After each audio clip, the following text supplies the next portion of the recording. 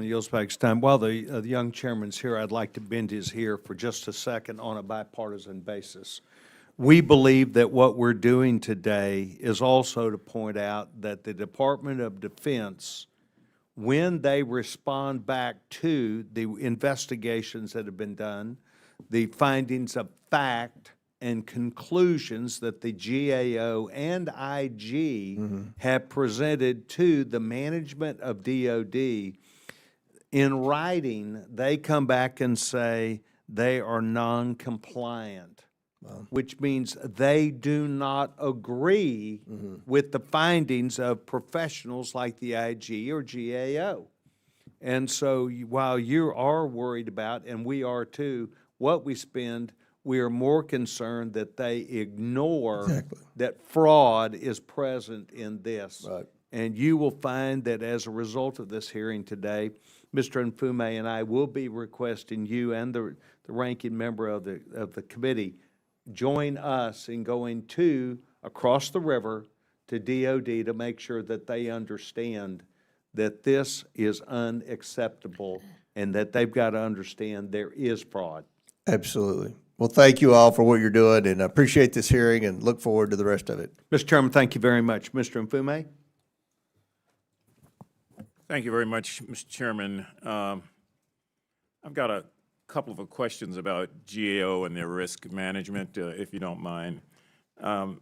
Bagdoyen, in your view, and I don't have a lot of time here, so if you can kind of quickly walk through these with me, what leadership actions would have the greatest immediate impact on lowering DoD's fraud risk profile? Yes, the key action here is to make it the top priority for action and make sure that that translates down to the various levels, the various components that we've audited over time.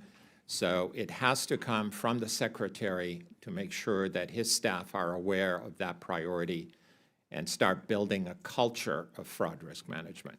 Without that, all the rest is not going to work. Yeah, and I think that's one of the clear things we're going to be communicating to Secretary Hicks, that it's got to start at the top and it's got to be sustained.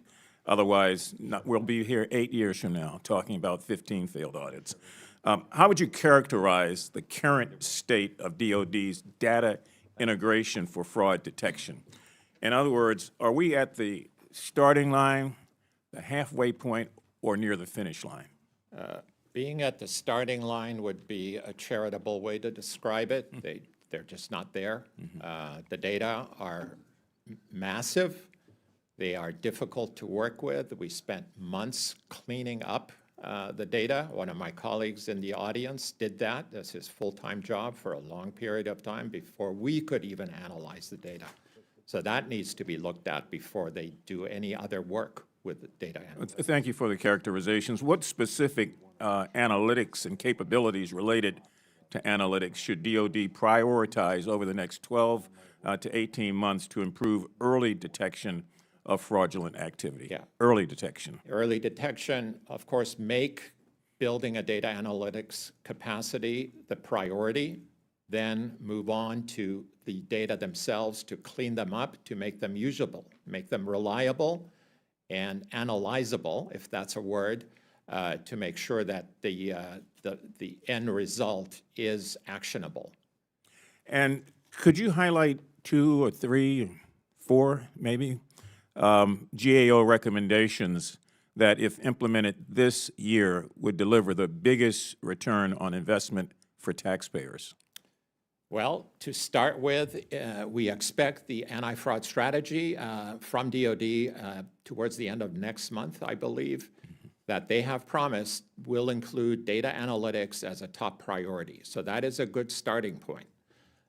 And then the second priority recommendation that I alluded to earlier involves doing thorough fraud risk assessments and responding to the results. Now, giving me a piece of paper to close a recommendation is the beginning, but they have to go out and operationalize what they've done. Otherwise, it's not going to work. And where do you see the greatest barriers? Is it budget? Is it culture? Is it technology? And when I say barriers, I mean barriers to closing those recommendations. Well, as I believe the chairman mentioned earlier, there was resistance from leadership to our reporting, to our recommendations, to the designation of the high risk as part of financial management. So that seems to have softened over time because the people we're working with at DoD are trying to implement the recommendations, and we expect some of their products to come through later this month and through next month. And do you and Mr. Mayo communicate with one another? We met this week. I expect that we will be in touch, yes. Yeah, I think it's important. I mean, I sense his sincerity and yours, but unless there is some sort of communication here, you know, we're still taking baby steps instead of giant steps. I have one final question. Do you see any new emerging fraud schemes that perhaps are enabled by new technologies? In other words, how do we stay one step ahead of the bad guys who are finding ways through technology to evade capture? Unfortunately, the fraudsters are ahead of us in multiple agencies, programs, and so on. The two most common schemes that we flagged through our analyses are false claims and overcharging. There's a whole slew of others, false bids, and so on. So whatever analytics that DoD implements will have to be very tactically focused on those fraud schemes. But I can't speak to one being more prevalent than the other. Thank you very much, Mr. Chairman. I yield back.